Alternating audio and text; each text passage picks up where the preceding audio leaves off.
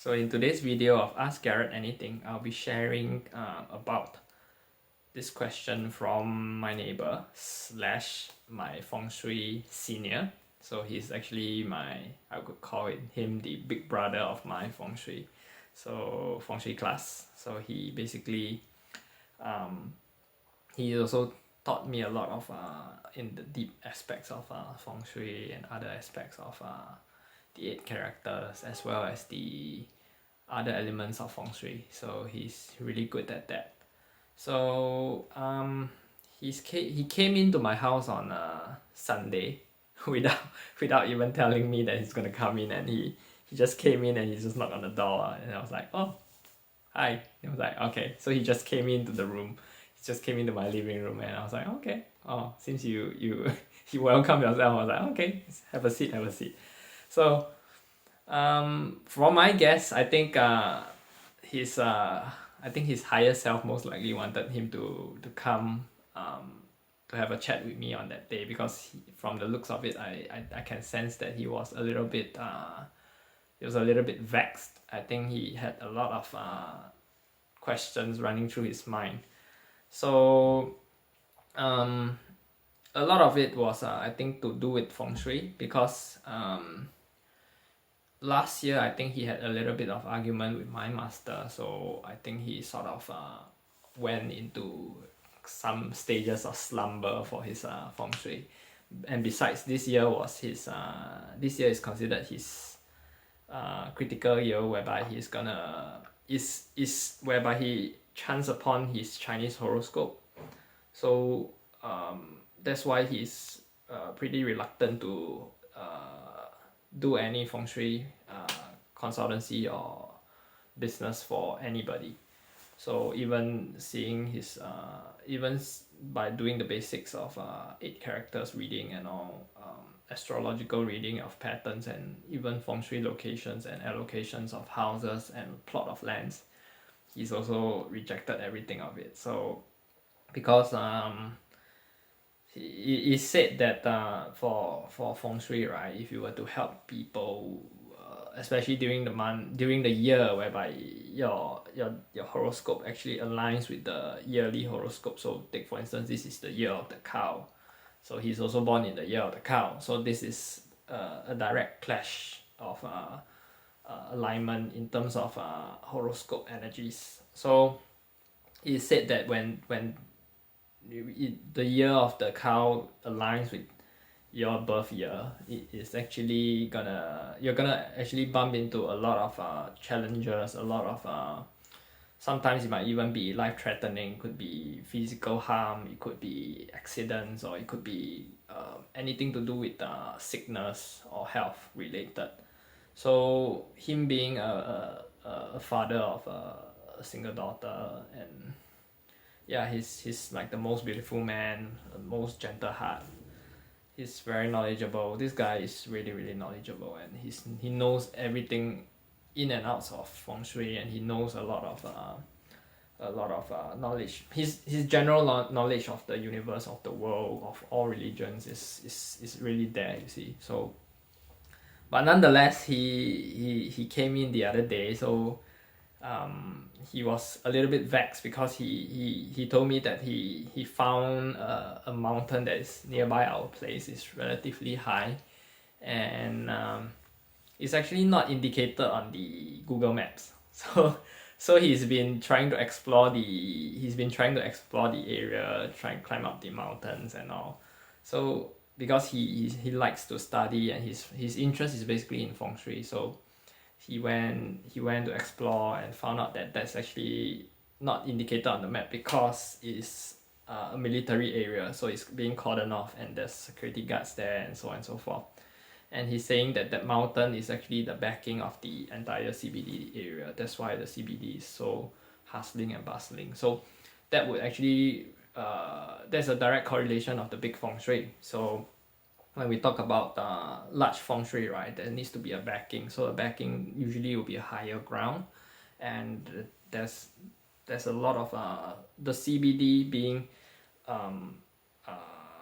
actually surrounded by the river, so which is connected to the seas. So basically that is actually a good feng shui, you see, because of the backing. So he found that this mountain, right, is actually higher than one of the iconic mountains that's located near the city. So he's actually shared with me some of his findings and all. So, but nonetheless, I didn't invite him, and it felt like he wanted to know a lot more. But on that day itself, I was channeling a lot of information, and I was saying things, and I'm not taking credit of all the things that I was sharing, because this is not what I say. It's all channeled through me, and it was crazy. I was even learning from all the things that I'm saying. So I was like, wow.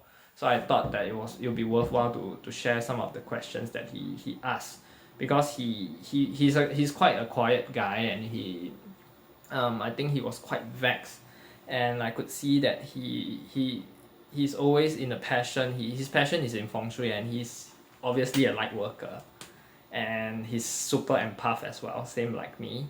So every time he helped somebody to do a feng shui reading, he would always feel bad for the person, because he could directly feel the energies of the person, the emotions, and whenever he encounters certain people with like bad history, or even certain things that were about to happen that he could see in the predictions, that he would feel really bad for that person. He would always warn that person. However, he felt like people aren't listening to him, you see, and he's doing it for goodwill, and he's helping a lot of people for free, you see. So I was telling him that because he stopped doing it this entire year, and he felt like he wanted to give up, and he no longer had his passion is dropping, you see, and he's afraid that if he were to help people during this year, something bad would happen. Energies would come after him, because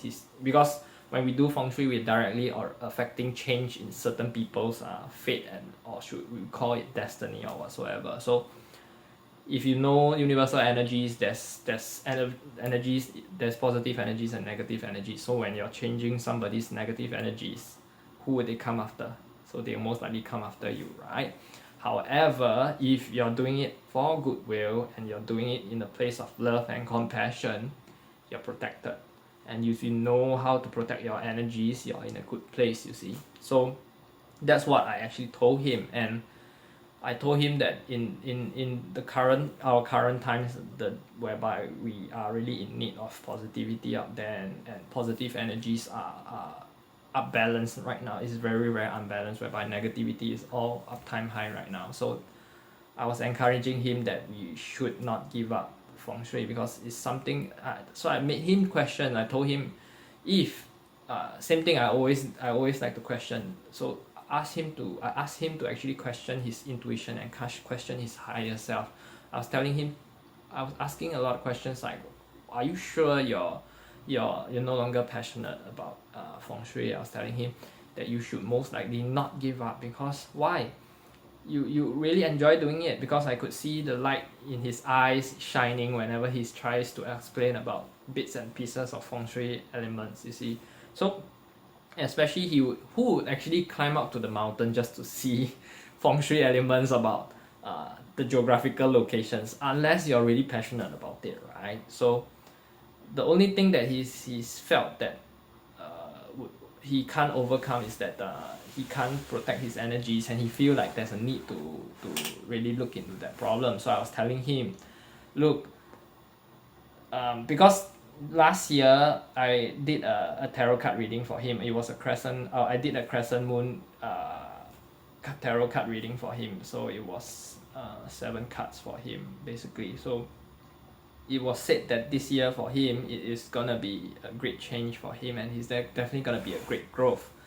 So based on my intuition and my higher self channeling through, and the ascended masters especially, because he's also a Buddhist. So my ascended masters from the Buddhism side came in right away, right smack in, even though he's really deep into Buddhism, and my Buddhism level is not as deep as him, but I could feel that it was strongly channeled through me. So I had to tell him. So I was saying that look, you can always go deep into Buddhism. You can always go and read all the sutras, all the chant. You can always chant whatever. And he's that type of people that's gonna be so religious that he could drive 2 to 3 hours to and fro. So it's gonna be 6 hours just to a location there to chant for an entire day in the temple and drive back another 3 hours. So it's just gonna be one full day gonna be spent on chanting, you see. So it's not that it's not good. I mean, everything in religion is good if you do it right, you see. So you don't just blindly follow without understanding why. So for me, I am no longer a follower because I am a spiritually awakened person, and I know that religion and all religion is always right if you use it right. See, it's always interpreting about love. So that's what I told him. I told him that you can always look into religion. However, by knowing religion, I told him, by knowing about Buddhism, by studying so much about Buddhism, what did Buddha preach about? Yes, first you need to learn how to let go, come into acceptance that everything happens for its reason, you see. And it's true that Buddha also preached about life is suffering, you see. However, Buddha spent his entire life trying to tell people to meditate so that you can actually transcend that suffering, you see.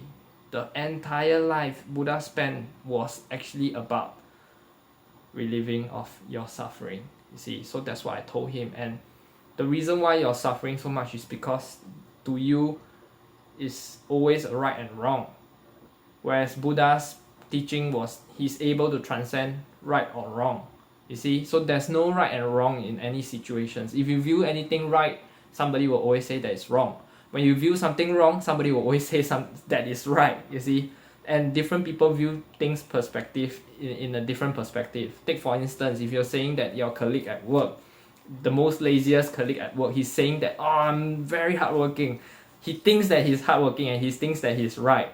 However, to every one of us, we all know that he's not hardworking, see. So that person, is he right or is he wrong?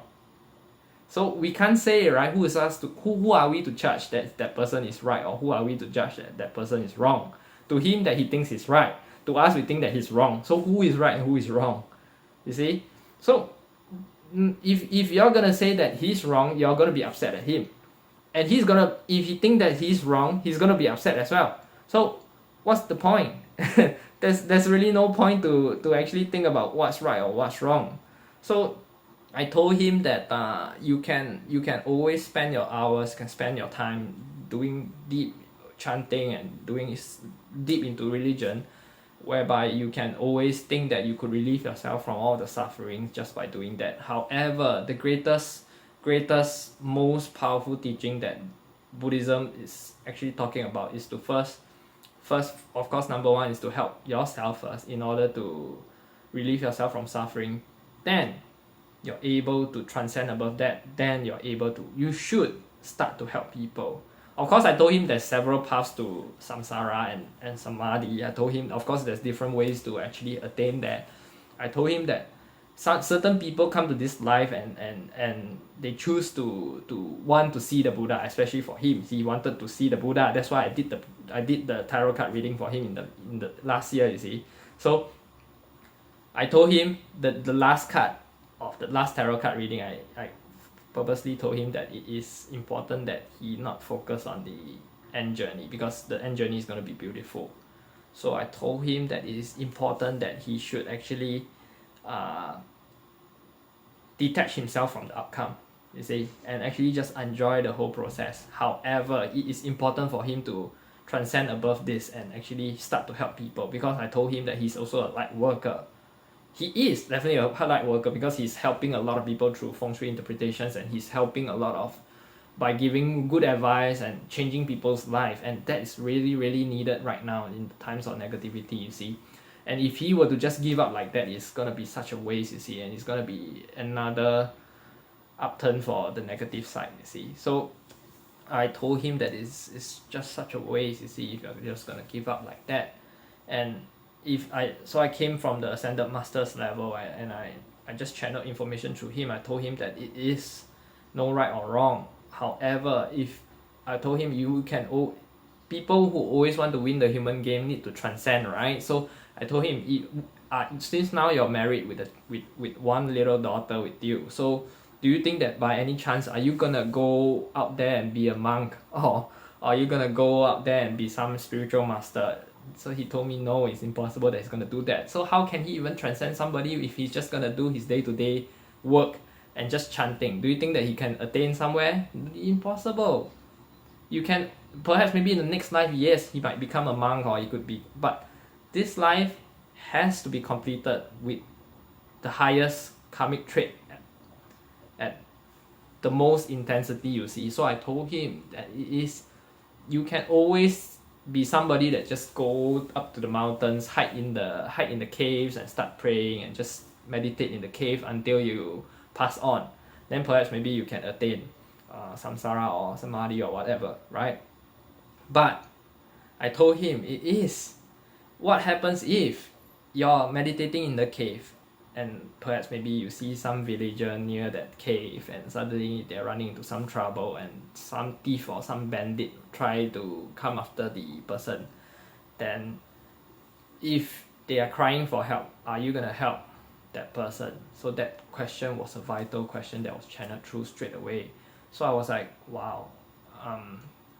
I just went on with the channeling, you see. So I said that if you're not gonna help that person, do you think that if that person were killed by the bandit just because you refuse to help, do you think that you could still attain samsara or you could still attain samadhi?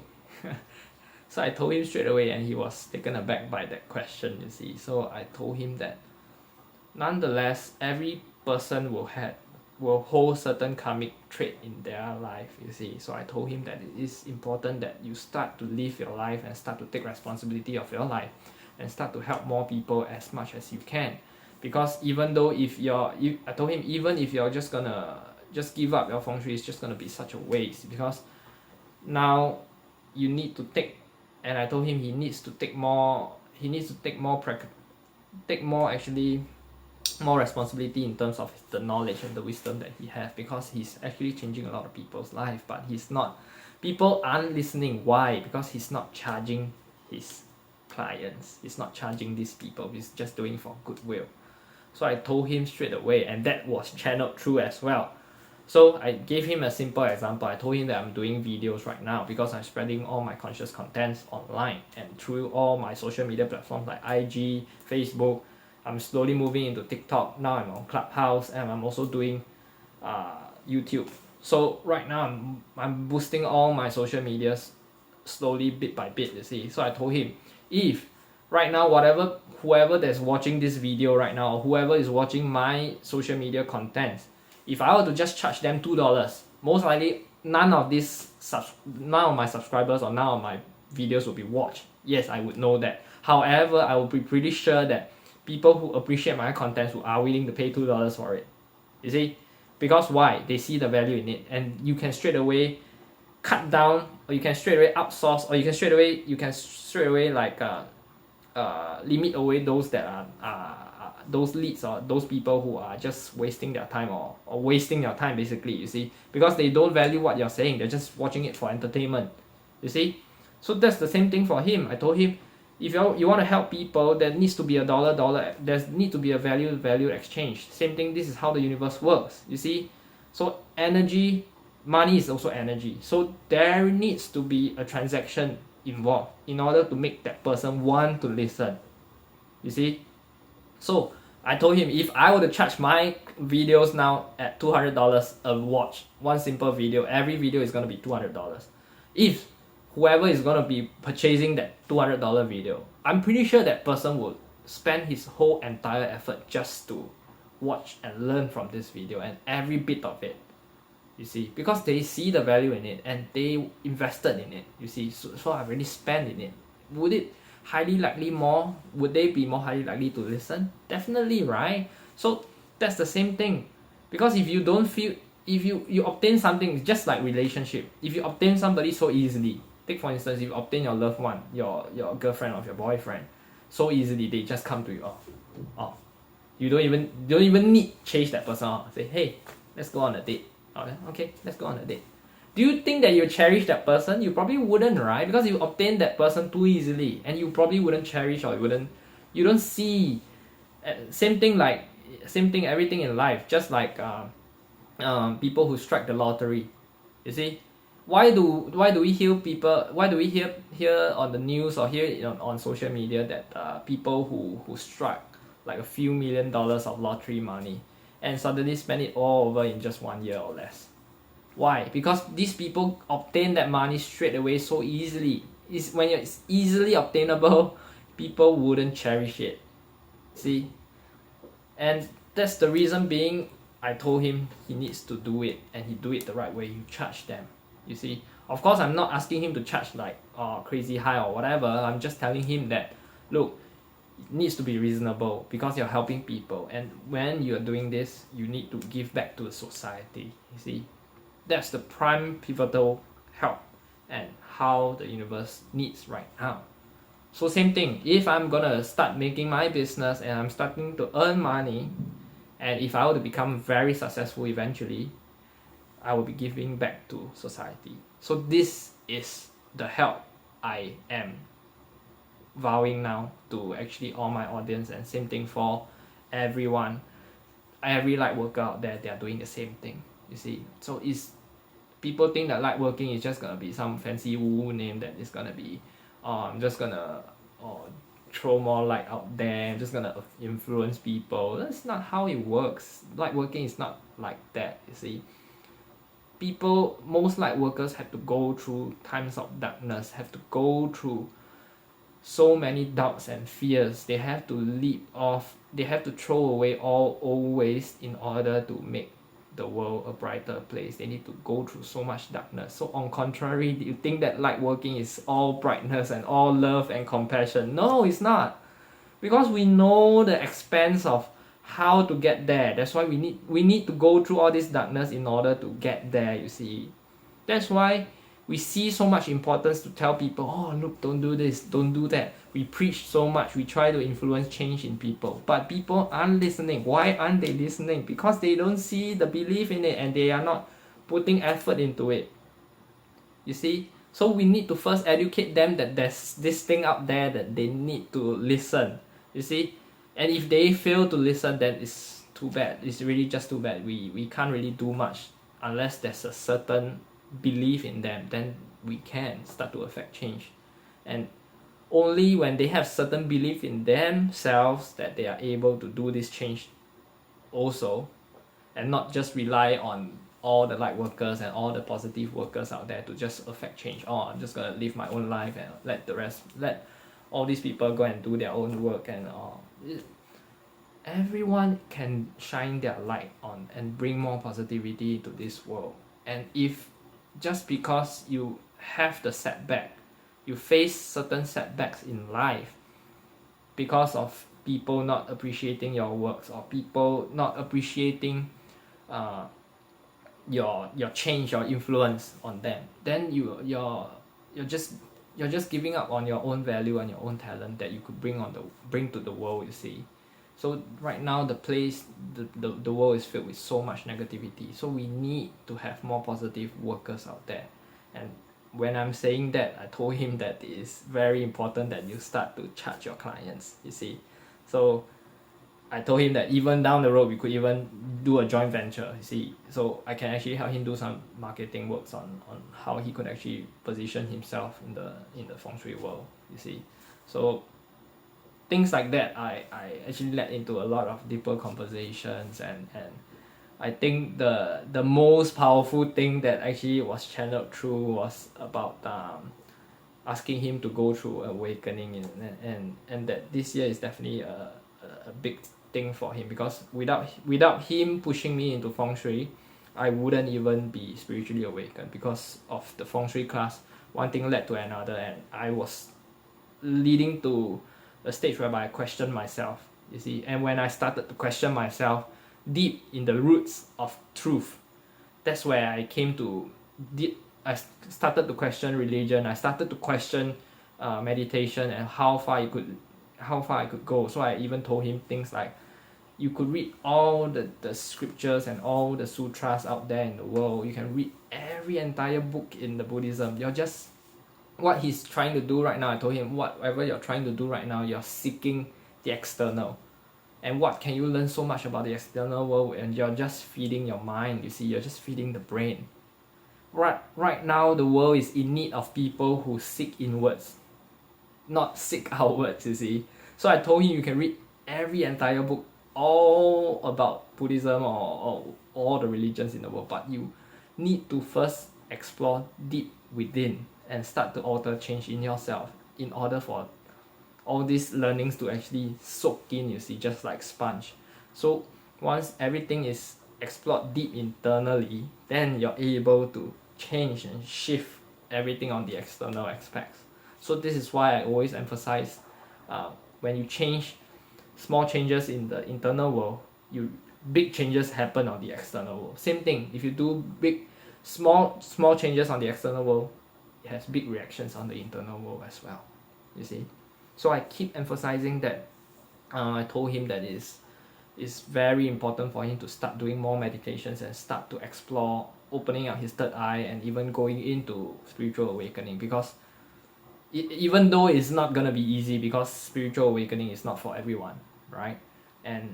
But I know he's for sure a person that needs to be spiritually awakened, because he is a very, very powerful light worker, and he just needs to know how to harness his energies and really learn how to protect his energies. Because I even questioned him, like, I told him straight away, the reason why you're always feeling vexed and a little bit stressed out whenever you're in large crowded areas, large spaces that is filled with people, the reason is, I told him, it's not your fault to begin with, and the reason why you're feeling vexed and stressed is not because you're feeling really stressed or vexed at that day. It's because you're receiving a lot of information from different people. You're feeling emotions from different people. Certain people are feeling stressed out and vexed at that point.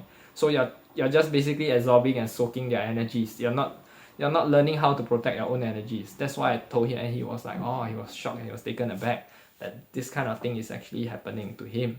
So I was telling him the reason why he's losing so much weight and he's close to being he just went to see a psychiatrist, because he felt like he lost a lot of weight and doctor wasn't able to explain why he's losing so much weight, and he's afraid that he's losing too much weight, and the doctor referred him to a psychologist, you see. So the psychologist was telling him that it's not, you might have a little bit mild depression and all, and so on and so forth.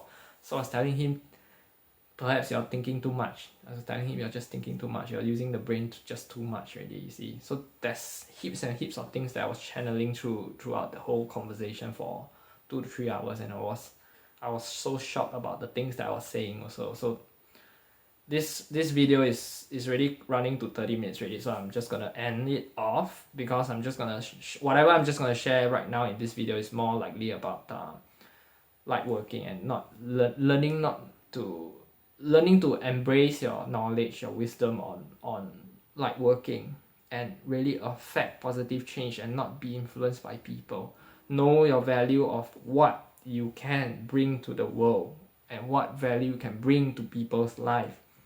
That's the prime pivotal knowledge of light working. And don't give up because the world wants you to change, or the people that surrounds you, those low vibrational frequencies, or people in a low vibe, or you don't need, there's no necessity for you to be a sheep and just join in and be the same like the rest of the world. There's no need. The reason why you're different, or you're weird, you're odd, whatever people label you as, is just how they label you. What you see yourself is the most important. So you can be different from the rest because you're not average. Okay? So with that, I end off my video. Namo Dash, my name is Garrett. So see you in my next video. So the next video is just gonna be the quote of the day. So I'm gonna do it in a different video. Okay? Namo Dash.